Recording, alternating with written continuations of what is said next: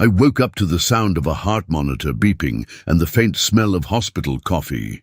My throat burned, my chest felt like it had been stapled together, and for a moment I thought I was still dreaming. But then I saw it, my wristband, dated April 3rd through April 9th, a week, gone in a blur of anesthesia and machines. When my nurse, Bria, came in to check my IV, she smiled and said, "Your family's party looked beautiful." I blinked. "Party?" I could barely get the word out through the dryness in my throat. She nodded, still gentle. "The Mercer estate night. They said it was a celebration of your legacy. I saw it on the local feed. Legacy. That word hit harder than the surgery. I reached for my phone, still plugged into the charger by my bed. Notifications. Dozens of them. Messages, photos, tags. And right there, one video thumbnail stopped my heart all over again. My 3 children standing under string lights in my backyard, champagne glasses raised. A banner behind them read, "Mercer Legacy Night, April 6th. I was still under sedation that night, tubes down my throat, lungs fighting for breath, and they were celebrating my estate. Before we continue, please subscribe to the channel and tell us where you're listening from. I tapped play. Evan, my oldest, was giving a toast. "To Dad," he said, voice smooth and confident like always. "He built this family, this house, this future. Tonight we honor that by making sure it doesn't go to waste." Laughter followed. Mara, my middle child, the influencer, clinked her glass with a grin. "Cheers to the Mercer legacy," she said, camera lights glinting in her eyes. Josh, the youngest, barely 28, was in the background, showing strangers around my home like it was an open house. I could hear snippets of conversations between the music. Garage tools go to Josh. The boat lift? Sell it. Master bedroom set auction. Someone had written estate slices on a stack of paper plates. It wasn't a party. It was a preview of my funeral. When Priya came back in, I asked her, "What day is it?" "April 9th, she said softly. "You're doing great, Mr. Mercer." I wasn't, because right then, I realized my children didn't even wait for me to die before dividing what was mine. Later that night, while the hospital hummed with quiet machines, I held my wristband up to the light and traced the dates with my thumb. April 3rd to April 9th. In between those numbers, everything had changed. I felt something inside me shift, not anger, not grief, but a cold kind of clarity. I wasn't going to shout or confront them right away. I was going to take my time. I was going to gather proof, because if they wanted to treat my life like an inheritance sale, I'd make sure the receipts told a very different story. They discharged me on April 9th, just before noon. The Florida sun felt too bright, like it was mocking me. My chest ached with every breath, my stitches pulling under the weight of it all. Luis, my marina manager, picked me up in his old Ford truck. He didn't talk much, just helped me into the seat and handed me a thermos of coffee. "Your kids said they'd clean up the house before you got home," he mentioned casually. Clean up. That was one way to put it. When we pulled into my driveway, the first thing I saw was the arch. A floral arch made of wilted white lilies and ribbon, half collapsed over the back deck. Confetti clung to the wet grass like dandruff. There were empty champagne bottles lined along the porch rail, a banner drooping between 2 posts. Mercer Legacy Night, April 6th. I walked inside, leaning on the cane the hospital had given me. The air smelled like candle wax and spilled wine. Balloons sagged against the ceiling, and my dining table, my oak table, was covered with paper plates, some still smeared with frosting. A catering receipt lay near the sink, crumpled and sticky with something pink. I smoothed it open. Gulf Coast Catering, Mercer Estate Night. Date, April 6th. Total, $2,160. Card ending in 4419. Evan's card. I felt dizzy, not from the surgery this time, but from disbelief. They'd charged nearly $3,000 to celebrate the estate I hadn't even left yet. In my office, I found a sticky note on my desk. Safe? The safe was still locked, but the brass hook on the wall where my spare key used to hang was empty. The dust outline showed where it had been. My pulse spiked. I shuffled into the living room, where my late wife's portrait still hung above the fireplace. I whispered to her, "They threw a party, Linda, while I was under." My voice cracked. "They toasted our life like it was for sale." The weight of it hit me all at once. The betrayal wasn't just financial. It was personal. I'd raised them to look after one another, to respect hard work, to wait their turn. I'd built everything for them. The marina, the brokerage accounts, even the home they stood in that night. And in the 1 week I couldn't stand up for myself, they'd carved me out of my own life. I sat down, pressing my palm against my chest, feeling the bandage throb with my heartbeat. The silence of the house was unbearable. Every glass left on the counter felt like an insult. Every stray napkin, a memory of laughter I hadn't been invited to. That night I couldn't sleep. Every time I closed my eyes, I saw Evan raising his glass, Mara smiling for her camera, Josh leading strangers through my hallway. I replayed it until the anger turned to exhaustion.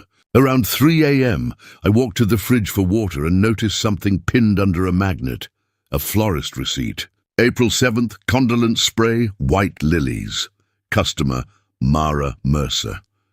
I laughed, quiet, bitter. Condolences. For a man still alive. The next morning, I called Nora Patel, my attorney. She'd handled my will back in 2018 when Linda passed. "Nora," I said, my voice shaking, "they thought I was already gone." She didn't sound surprised. How grief does strange things to people. But betrayal does too. "You'll need proof before anything else." "I have proof," I said. "Receipts, flowers, a damn catering bill." "Then document everything," she told me. "Don't confront them yet. We'll handle this by the book." After we hung up, I sat by the window, watching the light fade through the palms. I thought about the years I'd spent teaching my kids that doing things the right way mattered. The irony wasn't lost on me, because now the right way was the only weapon I had left, so I started writing everything down. Dates, amounts, every sound I remembered from that video. I wasn't ready to fight yet, but I knew sooner or later I would. And when that day came, they wouldn't be facing their father. They'd be facing the man who kept the receipts. If they turned my life into a market, I told myself, then I'll turn the market into a ledger. On April 12th, I wrote my first check since surgery, $7,500 to rehire my attorney. Nora Patel. She met me in her Sarasota office that same afternoon, the air thick with the scent of legal paper and lemon cleaner. I brought the catering bill, the florist receipt, and screenshots of Mara's social posts. She slid her glasses down her nose, scanning each one carefully. "Your 2018 will still stands," she said. "Equal shares, unless misconduct can be proven." That clause suddenly felt like divine foresight. We drew up a plan. Step 1, inventory every asset. The brokerage account held $3.4 million. The marina sale escrow was $1.2 million. CDs and savings added another $412,900. $5 million total, money I had earned over 4 decades of early mornings. Sunburned shoulders and dock grease under my nails. Nora's pen scratched notes as she spoke. "We'll need surveillance, statements, and timestamps. Everything lawful, clean, and traceable. Let them hang themselves with their own evidence." The next day, April 13th, I called Caleb Hart, a private investigator I'd met years ago during an insurance audit. "Ex-cop, clean record, sharp instincts." "Hell, you sound like a man with a purpose," he said when I explained. "I sound like a man who's done being naive," I replied. Caleb was on my porch the next morning, notebook in hand. I showed him the video clip from April 6th. He rewound the footage, pausing on every frame where my children's smiles looked too rehearsed. "They're not grieving," he muttered. "They're performing." He dug into their digital footprints. By April 14th, he'd pulled screenshots of Mara's Mercer Legacy night reel on Instagram. 41,000 views. The caption, "Closing a chapter with grace." Behind her, my house glittered in the candlelight. Caleb smirked. "People don't realize social media is a confession booth." That evening I asked Priya, the ICU nurse, to meet me for coffee after her shift. We sat outside the hospital cafe as the sun went down. She hesitated before speaking, eyes darting toward the parking lot. "Mr. Mercer, there was a man here on April 7th. she said quietly. He brought papers, something about power of attorney. Tried to get you to sign while you were sedated. My pulse jumped. What did you do? I refused. Told him you weren't coherent. He left angry. She pulled out her small nurse's notebook. I wrote the time down, 4:15 p.m. When I got home that night, I placed her note beside the catering receipt and underlined both dates. April 6th, April 7th, the same window of betrayal. On April 15th, my phone buzzed. Notifications from Venmo. Evan paid Josh $300 labeled Boatlift Consult. Mara sent Josh $120 labeled Master Bedroom Move. I took screenshots of each. Proof that they weren't just scheming, they were transacting. I forwarded everything to Nora. She replied within minutes. Perfect. Don't alert them. We build the file quietly. No confrontation until the filings are ready. For the first time in days, I slept soundly. My anger had purpose now. Channeled, documented, methodical. I spent the weekend cataloging what was mine and what they'd touched. I found my master key ring. 3 brass keys still intact, 1 missing, Josh's unreturned spare. Another entry for the ledger. Every morning I'd wake early, pour black coffee, and write the truth like a bookkeeper of betrayal. Page after page I listed names, dates, receipts, and remarks. Each item was a nail in a coffin they'd built with their own arrogance. By the time April 20th rolled around, I wasn't a victim anymore. I was an accountant of justice, balancing what they'd stolen against what they still owed me. They thought the party had been their victory lap. But it was only my audit beginning. By May 2nd, the shock had worn off. What was left was precision. I wasn't going to scream or make threats or let grief cloud my aim. I'd spent my whole life running a marina, boats, schedules, ledgers. You learn that when the tide turns, you don't panic. You just adjust the ropes. That morning I called a locksmith. Replace every cylinder, I told him. He came at 9 sharp, sweat beading on his temple under the Florida heat. I watched him change each lock, front door, side gate, garage, office. The invoice came to $480, and I paid in cash. 2 keys for me. 1 sealed for Nora, 1 for Luis in case of emergency. That brass click of a new lock.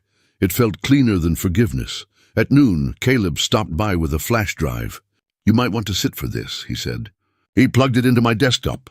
The screen filled with ring cam footage. April 6th, between 7:40 and 10 p.m. My house glowed under the string lights. 6 people entered, carrying collapsible bins and tote bags. Evan led them toward my office. Josh lingered near the safe. At 8:19 p.m., you could hear the metal handle jiggle. Then a faint voice, Evans, saying, POA drafts in the car. Nora won't sign off, but we can reword it. I felt my pulse slow, not speed up. The footage wasn't just proof. It was confession, time-stamped and unfiltered. Nora reviewed it that afternoon. She didn't look shocked, only resolute. This isn't just moral misconduct, she said, highlighting Evan's voice in the transcript. It's attempted financial coercion of an incapacitated person. That's grounds for an injunction. By May 5th, she had drafted the paperwork, a motion for injunctive relief and asset protection under probate law. All lawful. All clean? Suncoast Wealth received notice to flag my accounts. No disbursements without notarized consent from me. The escrow office followed the same rule. I made copies of every receipt and put them in a leather folder labeled Mercer Audit. Inside, Gulf Coast Catering Invoice, 2060, Florist Receipt, April 7th, Condolence Spray, Venmo, Screenshots, Ring, Timestamps, Priya's Nurse Note, 4:15 p.m. April 7.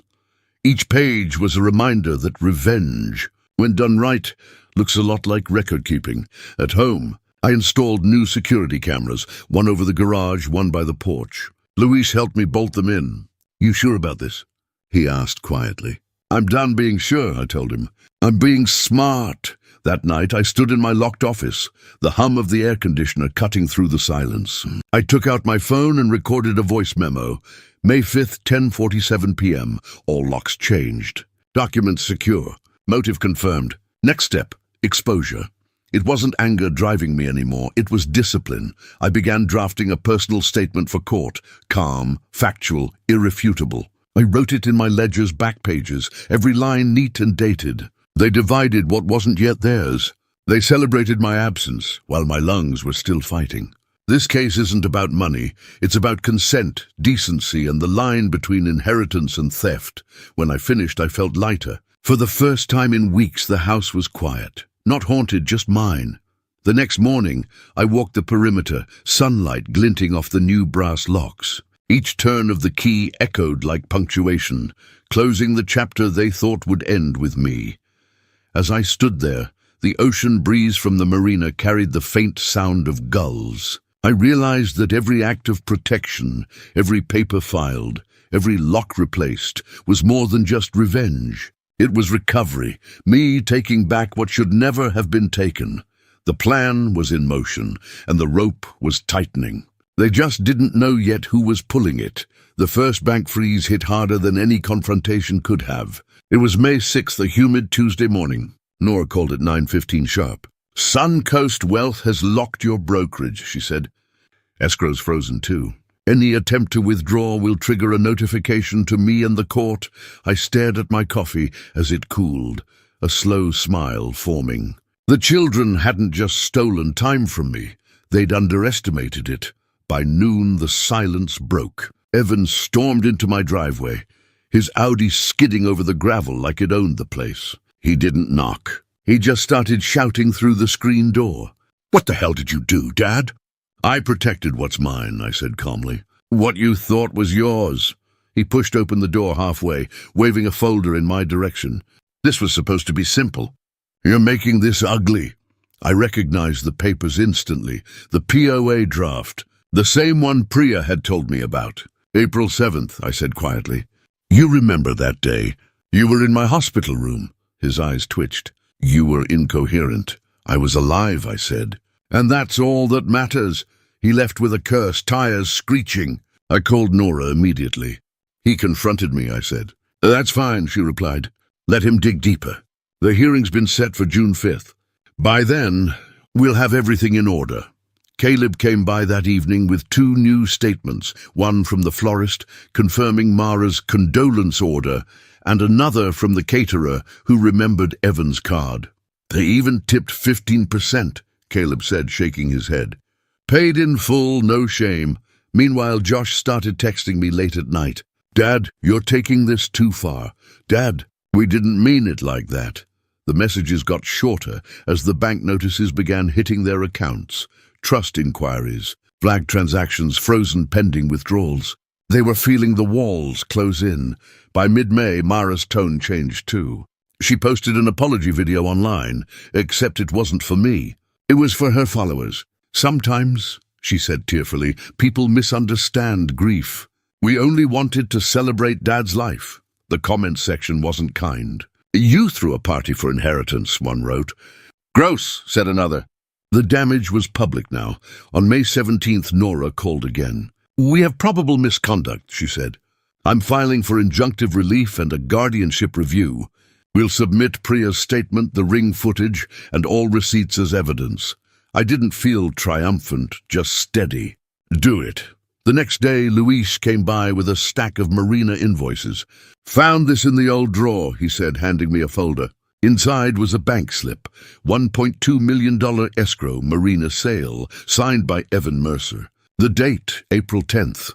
They'd tried to move the marina escrow just a day after I got home. That was the final spark. I walked to the deck, looking out over the still water, and made myself a promise. I wouldn't raise my voice in court, I wouldn't gloat, and I wouldn't crumble. I'd let the truth do what my words never could. On May 20th, Mara texted again. "We should have a family sit-down before this gets worse. Maybe dinner next week?" I stared at her message for a long time before replying, "Sure, my house." 7 p.m. That was the rehearsal dinner, though none of them knew it. I'd already called Caleb to set up discreet audio capture on the porch, lawful in Florida if one party consents. And I would be that one party. When the night came, I planned to keep the conversation civil, but recorded. Every half-truth, every justification, every nervous laugh.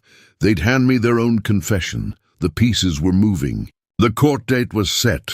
Their facades were cracking. And as I sat at my desk that night, the faint glow of the marina lights flickering through the blinds. I opened my notebook to a fresh page and wrote, "The first freeze was louder than any apology." Then I closed the book, exhaled slowly, and prepared for dinner. They wanted a dinner. I brought a ledger. May 20th, 7 p.m. Sarasota's heat had softened into that sticky coastal dusk where even the mosquitoes moved slow. I'd set the table like nothing had happened. Grilled fish, iced tea, candles burning low. From the outside, it looked like reconciliation. Inside, it was evidence gathering. Mara arrived first, perfume thick, smile thinner. Josh followed, avoiding eye contact. Evan came last, late as always, button down crisp, confidence cracked. I greeted them with the same even tone I'd once used at the marina when the engines failed. Steady, calm, controlled. We ate in strained silence for 10 minutes before Evan leaned back. "Dad, can we talk about all this court nonsense?" "Nonsense?" I repeated. "That's one word for it." I slid a small black notebook across the table. On top, 3 printed sheets. The catering invoice, April 6, 2,160 hours, paid by Evan Mercer. The florist receipt, April 7th, condolence spray, ordered by Mara, and a screenshot, Josh's Venmo note. Boat lift consult, Mara blinked, color draining. Josh looked at his plate. Evan laughed, a hollow sound. "You really printed this out? Dad, you're taking this too far." "Maybe," I said, "but you took it first." The candlelight flickered between us, catching the shine on my new door locks through the open window. "You don't understand," Evan said. "We were trying to plan ahead, prepare in case something happened." "Something did happen," I said softly. "You just didn't wait for it to finish happening." Mara's voice trembled. "We thought—" I cut her off. "You thought I was gone. You toasted my life like it was a brand name," Josh muttered. "I just needed money, Dad." Evan said. Evan shot him a glare. "Don't start." The tension hung thick, and I could hear the faint buzz of the porch light above us, the same porch where Caleb's discreet audio recorder sat hidden behind a potted fern. Every word captured clean and legal. I didn't raise my voice once. I didn't have to.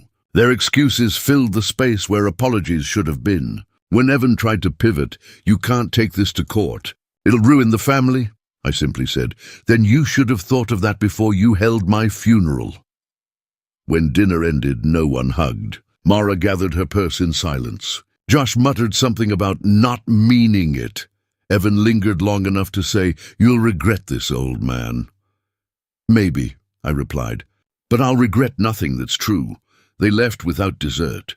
The door shut behind them, with the solid finality of a bank vault. I walked to the porch, checked the recorder, red light still blinking, and pressed stop. The quiet that followed was almost holy. For the first time, I felt the tide shift. Caleb met me the next morning. We replayed the audio, both of us sitting in the stillness of my office. Their voices came through clear. Evan admitting to planning ahead, Mara confirming the order dates, Josh confessing debt. Caleb shook his head. "That's open and shut. Nora's going to have a field day." Later that afternoon, Nora listened to the tape in her office. She smiled for the first time since this began. "This is all we need, Hal. Between the receipts, the video, and this recording, they can't spin this anymore. It's premeditated exploitation." But that wasn't the only surprise waiting. That evening, Caleb called again. "You're gonna want to hear this," he said. "Found the notary your son tried to hire on April 7th. She refused to stamp the POA, said you were non-responsive." That single line, non-responsive, was the keystone. Proof that they'd tried to take control while I couldn't even sign my name. I hung up and walked outside to the deck, watching the last light fade over the water. I wasn't angry anymore. I was prepared. The dinner had been their stage. The courtroom would be mine. And this time, every spotlight would burn bright enough for the truth to stand on its own. A judge's bench is just a higher kitchen table. That's what I told myself on June 5th, as I walked through the marble lobby of the Sarasota County Courthouse. My heart didn't pound. It counted steady, like the metronome of a man who'd been keeping score for months. Nora met me in the hallway, her briefcase tucked under one arm, calm and precise as ever. "Hal," she said, "we're not here to punish them. We're here to expose them." I know, I said. But sometimes exposure is punishment.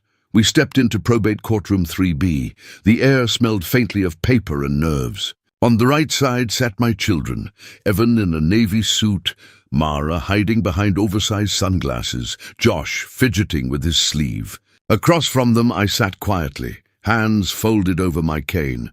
When Judge Wainwright entered, the bailiff's call echoed like a drumbeat. I didn't look at my kids. I kept my eyes on the seal above the bench. Case number 24-2127, the clerk read. Mercer vs. Mercer. Motion for injunctive relief and fiduciary review. Nora stood first. Her tone was measured, deliberate. Your Honor, my client, Mr. Harold Mercer, was under sedation at Sarasota Memorial Hospital from April 3rd to April 9th, following cardiac surgery. During that time, his children, she gestured lightly toward them, organized an event they called Mercer Legacy Night, held April 6th at his residence, during which assets were openly divided, sold, or allocated among themselves. Subsequently, an attempt was made on April 7th to obtain an altered power of attorney, while Mr. Mercer was still medically incapacitated.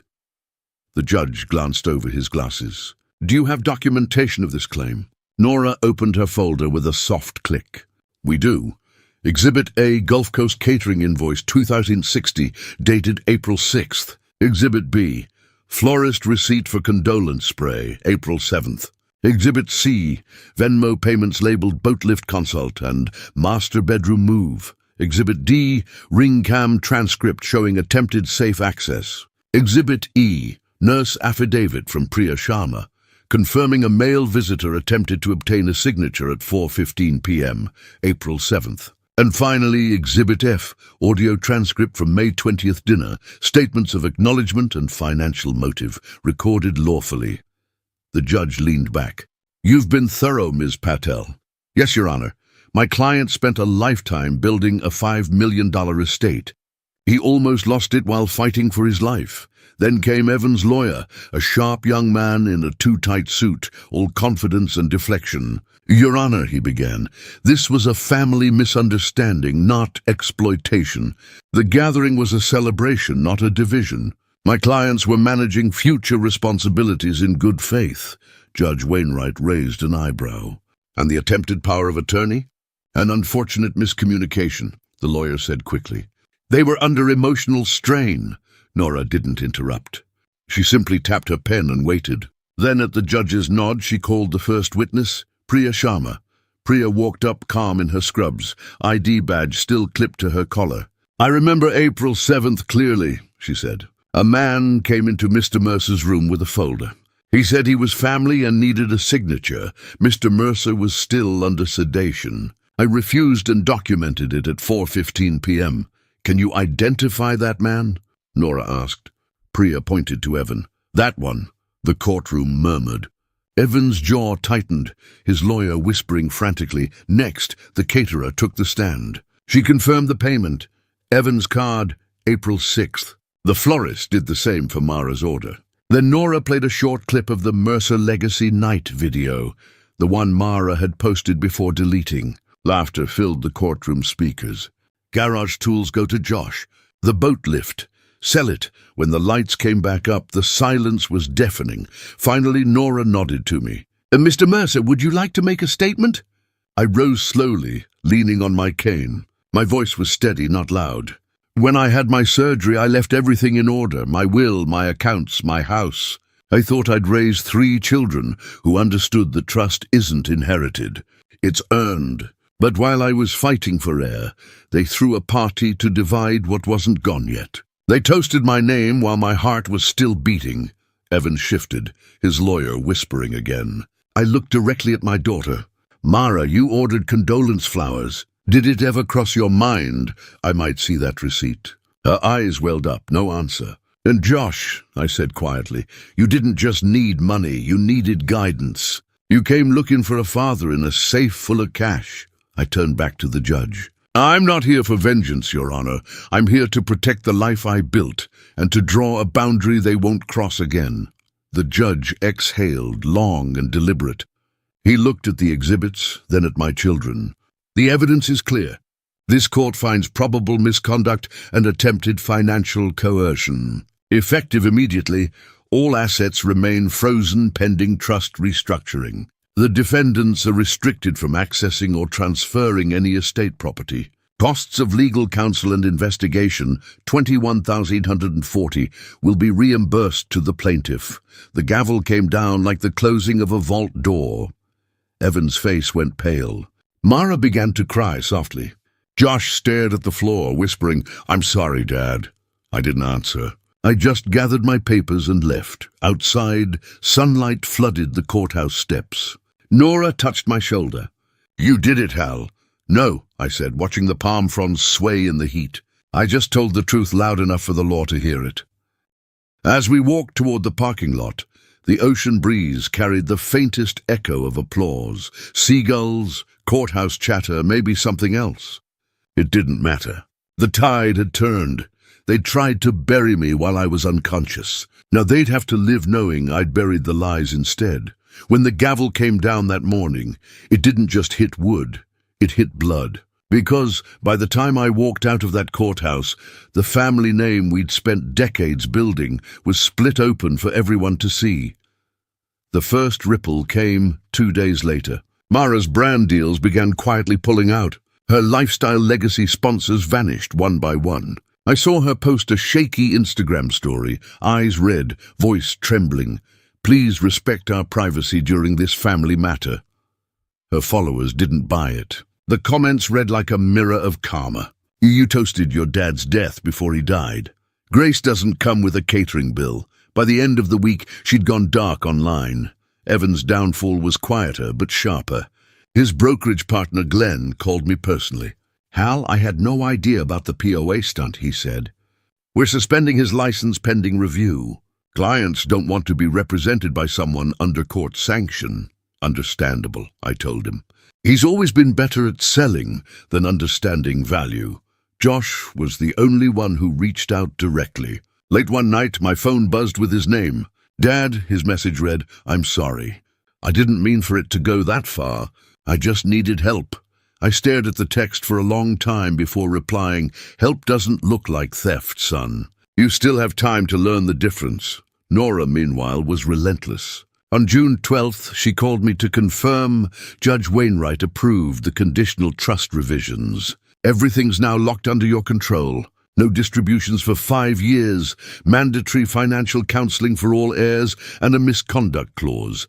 Any future violation forfeits inheritance entirely." I exhaled. "That's fair. It's justice," she said simply. Part of the ruling included reimbursement, $18,640 in legal fees, $3,200 for PI work. I never wanted their money. I wanted acknowledgement. But seeing that check clear in my account felt like a small, lawful victory. I decided to make one final change that same week. I went to Suncoast Bank and set aside $250,000 for the Sarasota Memorial Cardiac Foundation, the same ward that had kept me alive. When I signed the form, the clerk smiled. "That's quite a donation." I smiled back. "Consider it a thank you note for the week I almost didn't get." Back at home, Luis from the marina helped me repaint the porch railings. The floral arch was gone now, replaced by clean white wood and the quiet sound of seabirds. "You're at peace now?" he asked. "Peaceful enough," I said. "Justice makes good company." That night I sat on the deck and opened my ledger one last time. Each page told the same story, from betrayal to boundary. I didn't need revenge anymore. I'd already converted it into balance. A soft breeze carried the smell of salt water and citrus blossoms. The house was still, safe, and mine. I poured myself a glass of water, looked out toward the marina lights flickering across the bay, and thought of my wife, Linda. I could almost hear her voice saying, "You did it the right way, Hal, the quiet way," and she'd be right. I hadn't screamed, hadn't broken, hadn't retaliated in kind. I'd simply used the truth and the law to set things straight. Some nights I still wake up thinking I hear that hospital monitor beeping. But then I realize those were the sounds of survival, not endings. I took my pen and wrote one last line at the bottom of the ledger. "Revenge done clean doesn't destroy, it restores." Then I closed the book, locked it in the safe, and stepped outside. The air was warm, the tide low, the future finally quiet. Justice rarely looks cinematic. It doesn't march in with fireworks or applause. It arrives quietly, like a tide that's been crawling in all night while everyone else was sleeping. By the time June 15th rolled around, that tide had fully turned. My accounts were secure, the trust sealed, and my children's access revoked until they could prove, not just claim, responsibility. That morning, I drove to the marina for the first time in months. The air smelled of diesel, salt, and morning coffee from the bait shop across the dock. Luis waved from the slip, holding a manila folder. "Final escrow cleared," he said. Inside, a single document showed $1.2 million transferred to Mercer Conditional Trust beneficiary, Harold Mercer, primary trustee. I nodded, signing at the bottom. Balance restored. The sun glared off the water, turning it white and gold. I watched a pair of pelicans skim the surface, patient and steady. That was me now. No longer the man on an operating table, no longer the father begging for decency. Just steady. When I got home, I sat at my desk and began writing letters. One to each of them, not out of hate but out of finality. To Evan, leadership without consent is theft. You mistook control for care. Until you understand the difference, your wealth will always own you. To Mara, an audience isn't a conscience. You chased attention like it could heal you. But legacy isn't something you perform. It's something you protect. To Josh, debt is loud, but integrity is louder. You can't buy peace. You earn it one honest act at a time. I sealed each letter and gave them to Nora to hold in the trust archive. Deliver them only when they ask why, I told her. She smiled faintly. That's poetic, Hal. No, I said. It's overdue accounting. Later that evening, I walked down to the dock and stood at the edge, letting the water lap against the wood. The reflection of the sunset wavered across the bay, painting the sky in oranges and fading blues. Luis joined me, handing me a cold soda. "You gonna forgive them?" he asked. I thought about it. "Forgiveness isn't free," I said finally. "They'll have to earn it, same as they'd earn a paycheck." He nodded, eyes on the horizon. "Still, you kept your head when most would have lost it." "I didn't keep my head," I said. "I just used it." The next day, Nora called again, this time with closure. "The judge approved your charitable donation clause," she said. "The hospital foundation sent a letter. They're naming one of the recovery suites after you." I laughed softly. The irony of that. My kids tried to take everything from me, and I end up giving part of it away. That night, I wrote one more note to myself in the ledger. Justice isn't punishment, it's proportion. Because the truth was, I didn't ruin them. They did that themselves. All I did was make sure the world saw what was real. I locked the ledger, checked the windows, and walked to the porch. The bay breeze felt cleaner now, like a wound finally healing. Somewhere in the distance, thunder rolled across the gulf, soft, not threatening. I raised my glass of water to the night air and whispered, "To balance, to boundaries." And for the first time since that cursed April, I slept through the night without waking to the sound of monitors or ghosts of laughter. The law had done its part. The rest was on time, and truth.